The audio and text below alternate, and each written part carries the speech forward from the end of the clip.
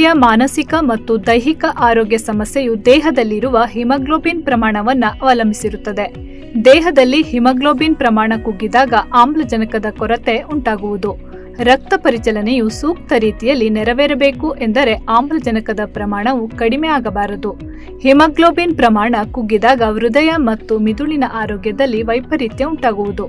ವೈಜ್ಞಾನಿಕ ಅಂಕಿಅಂಶದ ಪ್ರಕಾರ ಪುರುಷರಲ್ಲಿ 13ರಿಂದ 16 ಗ್ರಾಂನಷ್ಟು, ಮಹಿಳೆಯರಲ್ಲಿ 11ರಿಂದ 15 ಗ್ರಾಂನಷ್ಟು ಹಿಮೋಗ್ಲೋಬಿನ್ ಇರಬೇಕು. ಕಬ್ಬಿಣಾಂಶ ನಮ್ಮ ದೇಹದಲ್ಲಿ ಯಾವ ಪ್ರಮಾಣದಲ್ಲಿದೆ ಎನ್ನುವುದರ ಆಧಾರದಲ್ಲಿಯೇ ಹಿಮೋಗ್ಲೋಬಿನ್ ಉತ್ಪತ್ತಿಯಾಗುವುದು. ಹಾಗಾಗಿ ಕಬ್ಬಿಣಾಂಶದಿಂದ ಕೂಡಿರುವ ಹಣ್ಣು, ತರಕಾರಿ, ಕಾಳುಗಳು ಹಾಗೂ ಬೆಲ್ಲವನ್ನು ಸೇವಿಸಬೇಕು. ಇದರೊಟ್ಟಿಗೆ ವಿಟಮಿನ್ ಸಿ ಇರುವ ಕಿತ್ತಳೆ, ನಿಂಬು, ನೆಲ್ಲಿಕಾಯಿ, ಟೊಮೆಟೊ ಸೇರಿದಂತೆ ಇತರ ಆಹಾರಗಳನ್ನು ಸೇವಿಸಬೇಕು. ದೇಹದಲ್ಲಿ ಕಬ್ಬಿಣಾಂಶವನ್ನು ಹೀರಿಕೊಳ್ಳಲು ವಿಟಮಿನ್ ಸಿ ಸಹಾಯ ಮಾಡುವುದು. ವಿಟಮಿನ್ ಸಿ ಮತ್ತು ಕಬ್ಬಿಣಾಂಶದ ಕೊರತೆಯು ಸರಪಣಿಯ ರೂಪದಲ್ಲಿ ಹಿಮೋಗ್ಲೋಬಿನ್ ಕೊರತೆಯನ್ನುಂಟು ಮಾಡುವುದು. ಮೇಲ್ನೋಟಕ್ಕೆ ಕಬ್ಬಿಣಾಂಶದ ಕೊರತೆಯು ಗಂಭೀರ ಸಮಸ್ಯೆ ಎನಿಸಿಕೊಳ್ಳದೇ ಇದ್ದರೂ ಸಾಕಷ್ಟು ಆರೋಗ್ಯ ಸಮಸ್ಯೆಯನ್ನ ಆಹ್ವಾನಿಸುವುದು.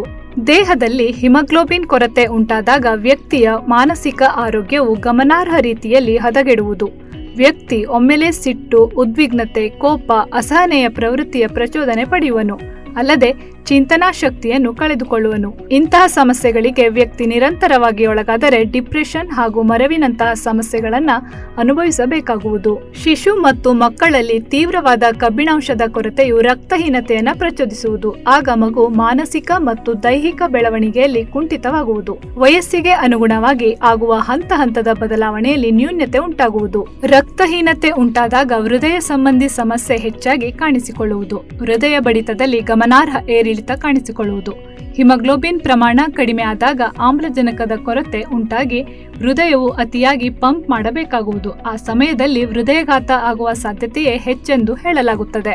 ಇವುಗಳನ್ನು ಹೊರತುಪಡಿಸಿದ್ರೆ ರಕ್ತಹೀನತೆಯು ತೀವ್ರವಾದ ಆಯಾಸ, ತಲೆಸುತ್ತು, ಹಸಿವಿನ ಕೊರತೆ, ಅನುಚಿತವಾದ ಜೀರ್ಣಕ್ರಿಯೆ, ಚರ್ಮರೋಗದ ಸಮಸ್ಯೆ, ನಾಲಿಗೆಯಲ್ಲಿ ಉರಿಯೂತ, ನೋವು, ಅಂಗೈ ಮತ್ತು ಅಂಗಾಲು ತಣ್ಣಗಾಗುವುದು, ಪದೇ ಪದೇ ಜ್ವರದಂತಹ ಸಮಸ್ಯೆ ಕಾಡುವುದು, ಚರ್ಮದ ಬಣ್ಣ ತಿಳಿಯಾಗುವುದು, ಅತಿಯಾದ ಆಯಾಸ, ಉಸಿರಾಟದ ಸಮಸ್ಯೆ, ಮಾನಸಿಕವಾಗಿ ಒಂಟಿ ಹಾಗೂ ಉತ್ಸಾಹ ಇಲ್ಲದಂತಹ ಭಾವನೆಗಳು ಕಾಡುತ್ತಿವೆ ಎಂದಾದರೆ ಮೊದಲು ಹಿಮೋಗ್ಲೋಬಿನ್ ಪರೀಕ್ಷಿಸಿ. ಸಮಸ್ಯೆಯ ಆರಂಭದಲ್ಲೇ ಸೂಕ್ತ ಚಿಕಿತ್ಸೆ ಹಾಗೂ ಪರಿಹಾರವನ್ನು ಕಂಡುಕೊಳ್ಳುವುದರಿಂದ ಗಂಭೀರ ಸಮಸ್ಯೆಯಿಂದ ದೂರ ಉಳಿಯಬಹುದು.